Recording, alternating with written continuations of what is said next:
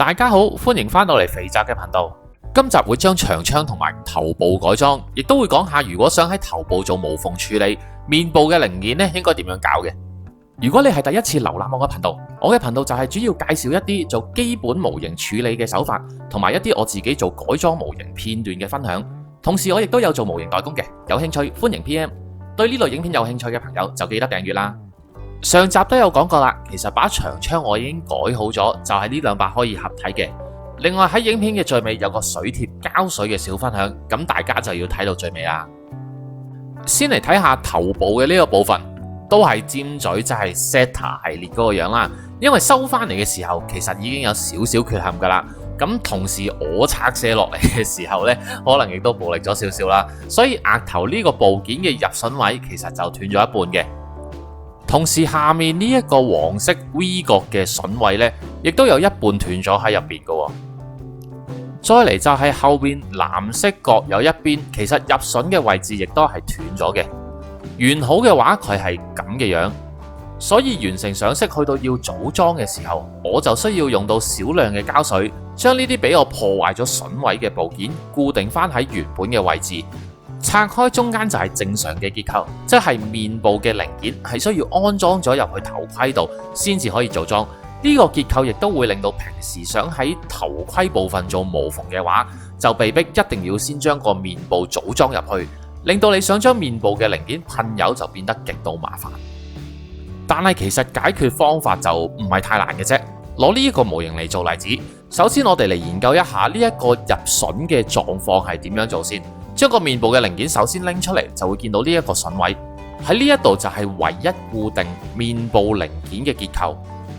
固定咗之後就係咁樣，將左右頭盔組裝埋一齊之後，由下面再觀察翻上去嘅話，大家就可以見到只係得頭先見到突出嘅榫位，分別由左邊同埋右邊去固定成個面部嘅零件。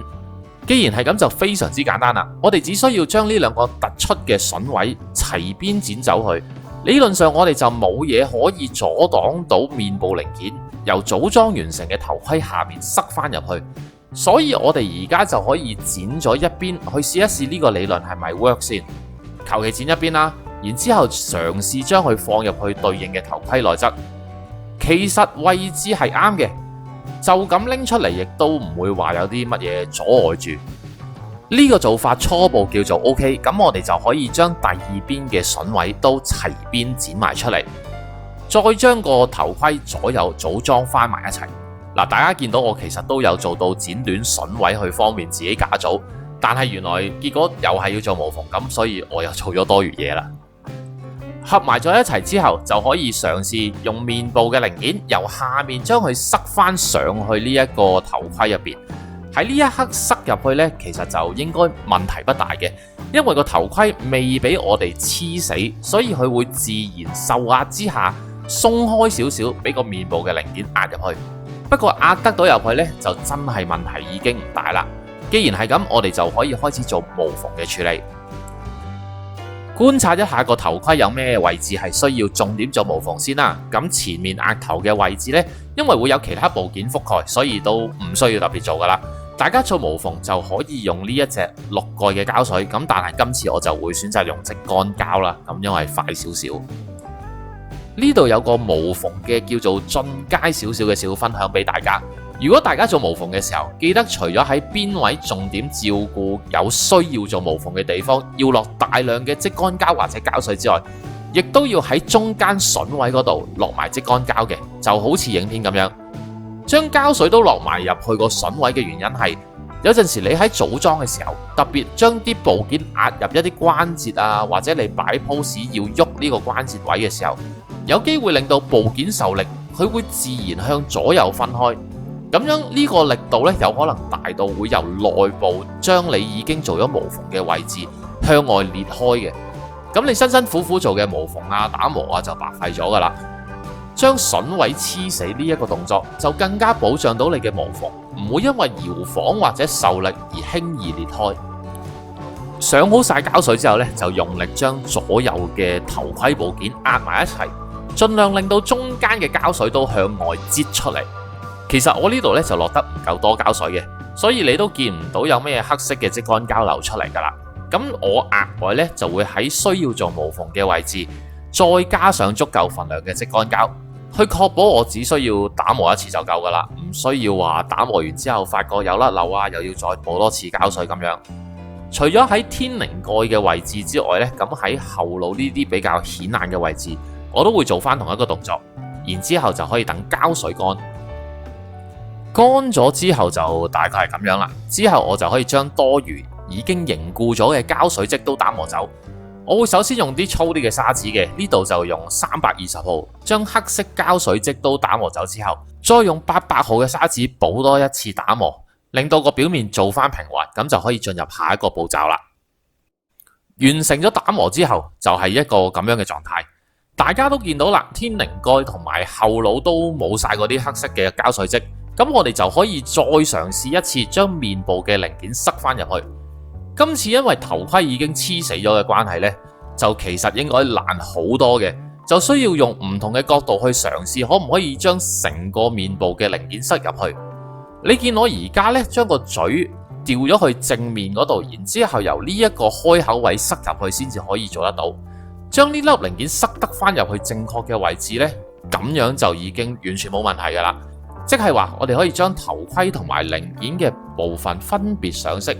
最後再加翻少少膠水喺頭盔嘅內部，到時就可以咁樣用同一個方法將面部嘅呢粒零件塞翻入去做一個組裝。概念就係咁樣啦。咁當然唔同嘅高達亦都有唔同嘅結構嘅，咁但係大同小異啦。只要你揾到阻住你將面部零件塞入去嘅筍位剪走，之後嘅步驟就同我頭先講嘅一樣啦。最尾點少少膠水喺頭盔嘅內側，就可以將成個面部嘅零件固定翻嘅。呢個尾位因為佢本身左右部件夾埋一齊係有少少唔齊邊嘅，見到呢啲位呢，就可以用打磨條將兩邊同時打磨，就可以得翻一個整齊嘅尾位啦。去到呢度，頭盔本身結構嘅處理都差唔多，就可以先將本身細節用黑線加深嘅方法處理一下，再嚟就考慮一下新加嘅黑線同埋細節。如果覺得肥宅嘅影片有用或者有趣嘅話，就記得喺右下角撳一撳個訂閱掣支持一下啦。搞完晒黑線加深之後，咁其實個頭盔都唔係話有真係太多位可以處理，所以我應該都只係會喺呢兩個位度加翻一條短嘅粗線，另外喺近額頭嘅位置呢個位拉翻一個新加嘅黑線上去，另外喺藍色嘅角嗰度呢，我亦都會做翻一個黑線嘅，放大俾大家睇下，就大概係咁樣嘅佈局啦。另外我已經喺呢隻角上面做咗一個額外嘅銳化噶啦。完成咗黑線就大概係咁樣樣，我落咗一啲黑色嘅滲線液，咁大家就可以睇得清楚少少嘅。正面就係咁樣啦，呢兩個短嘅粗線就係新加嘅，另外呢一條黑線都係新加嘅。咁藍色嘅角亦都做好咗條黑線噶啦，呢一度就想俾大家睇清楚啲，同埋講一講啊。zoom 埋少少就俾大家睇得清楚啲。喺後邊我係冇做到相同嘅黑線。首先呢個零件本身我已經將佢打磨得再尖銳啲，即係話呢個零件本身喺冇乜厚度嘅同時，我已經再將佢打磨薄咗噶啦。如果我喺正面同埋背面做一個相同嘅黑線，咁就會極度容易令到我落滲線液嘅時候爆膠啊！咁當然我落滲線液之前亦都會上咗底灰同埋噴咗油先啦，就希望呢個件唔會咁容易爆。但其實呢一刻我都唔知道係咪真係可以保護到呢一個零件嘅，所以我自己就建議喺咁薄嘅零件上面呢，就唔好再做一啲額外嘅黑線啦。去到呢一度頭部嘅改裝亦都已經完成，片尾呢，我就會補翻個噴咗灰嘅狀態俾大家睇翻。咁跟住落嚟就講支長槍啦。大家見到我喺上面都畫咗一啲黑線嘅佈局，但係我就嫌佢個表面太過平滑啦，所以我就除咗黑線之外，會再加上一啲補品去豐富佢個高度嘅高低層次。喺呢一度我就會用呢一種有組合嘅補品上去，大概會選擇呢一個位置啦。咁你見到其實如果喺側邊望過去呢，成件事唔係好夾嘅。首先槍面本身個裝甲係帶有弧度，所以成件事就令到成個外置嘅補品唔貼面啊。我就會希望將呢個補品插入去，叫做令到個補品喺安裝上面唔會變得太過似就咁黐上去嘅一塊嘢咁樣，咁成件事就會變得合襯同合理少少。但係擰翻轉頭，你又見到呢個位其實係有個入榫位嘅，所以將佢切穿之後喺下邊升個補品翻上去呢，變得唔可能啦。如果係咁嘅話，就只有用打磨嘅方法去造成一個高低階嘅差別。為咗做出呢個平面嘅效果呢，用手錯就方便少少啦。打磨完之後就大概係咁樣，大家見到應該有個好明顯嘅台階係凹咗落去嘅。而家拍翻個補品上去呢，就叫做好翻少少啦，成個感覺。zoom 埋去俾大家睇一睇，坐落去呢個位置同個補品嘅尺寸亦都係真係差唔多。對好咗個位呢，就可以直接將補品黐上去。為咗方便呢，呢度我都係用即乾膠嘅啫，咁快快手手黐咗佢上去先。我自己就習慣先將補品或者結構改動嘅部分處理咗，然之後先至再做翻一個黑線。咁樣就比較容易可以按住新改變嘅結構去做一啲比較合襯嘅黑線佈局啦。白色外甲上面嘅黑線佈局完成咗就係咁樣，連埋側邊嘅黑線加深都有做埋嘅。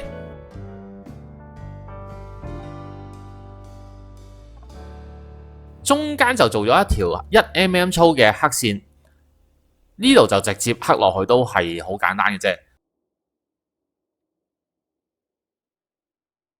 然後呢一度啦，我自己就唔小心將黑線懟咗出去，所以我要之後做翻一個修補嘅。長槍嘅白色外甲就叫做處理完成咗噶啦，咁跟住落嚟我哋就可以做藍色嘅外甲。側邊嘅黑線加深就唔難得噶啦，一定要做嘅。另外側邊亦都會有啲斜角嘅黑線，同埋正面亦都會做一個黑線嘅佈局上去。同樣地，中間我會加翻少少嘅補品上去，令到成個高低嘅層次都會豐富翻少少。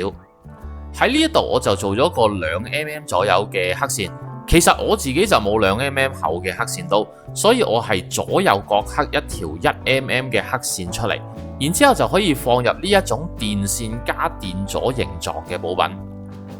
呢個補品闊度本身都大概係2mm 左右啫，所以放入呢個坑度就啱啱好噶啦。上完喺個底嗰度，我會之後再加翻黑色嘅珐琅油，扮翻一個機件嘅內部位置，咁就都可以叫做豐富咗呢一面嘅細節啦。剩翻落嚟就做埋之後嘅黑線就可以噶啦。藍色嘅部分，所有嘅黑線都已經完成咗，就係咁樣啦。側邊都會有黑線佈局嘅，咁就可以將成個長槍都組裝起嚟，成個成品就係咁樣。